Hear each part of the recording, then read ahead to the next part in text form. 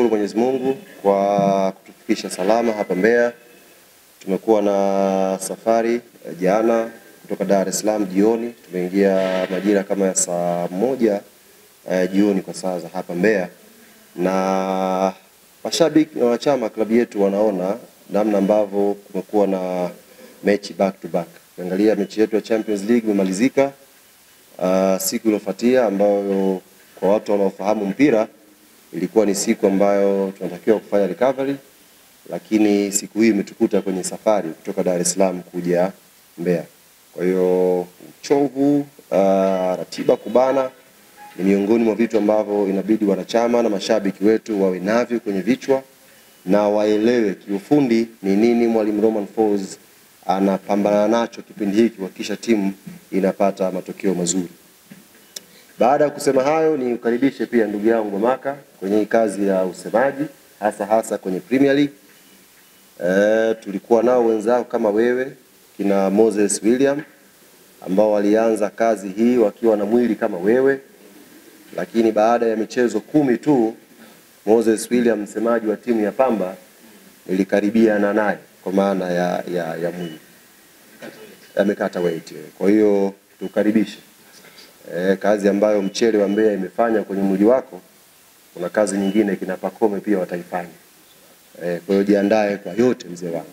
Lakini kushukuru pia umenipa cha kwenda kuwaambia wachezaji. Toka nimefika huku nilikuwa sijawasikia Mbeya wakiongea.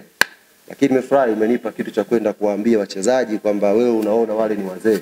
Jambo zuri hili. Tamfikishia wachezaji wote kama bwana wanaona nini wazee. Na wenyewe wanasema wana mashine ya kufanyaje? Huwezi kurudia. Sawa. Bwana mimi waombe mashabiki wetu wa Yanga, Mbeya hamjawahi kudisappoint. Mara zote tunapokuja Mbeya, tulikuwa tunafanya shughuli za wanachama, tunakuja kwenye mechi. Imekuwa karibu sana na timu yenu. Sana. Na safari hii tena tumekuja kwenye mchezo wa kwanza wa ugenini dhidi ya Mbeya City, wamepanda daraja. Of course wana mwalimu mzuri, Malali 50, wana timu ambayo ina mchanganyiko wa wachezaji vijana wenye uzoefu. Kwa mechi itakwenda kuwa mechi nzuri na itakuwa mechi ngumu kwa pande zote mbili. Kwa hiyo sisi faida yetu ikawe kwa mashabiki wetu. Juzi mjumbe wa kamati tendaji Young Africans Alex Ngaya alizungumza kauli ambayo inabidi tutembee nayo. Kwa nyakati ambazo tuko nazo kila mmoja anatakiwa afanye jukumu lake.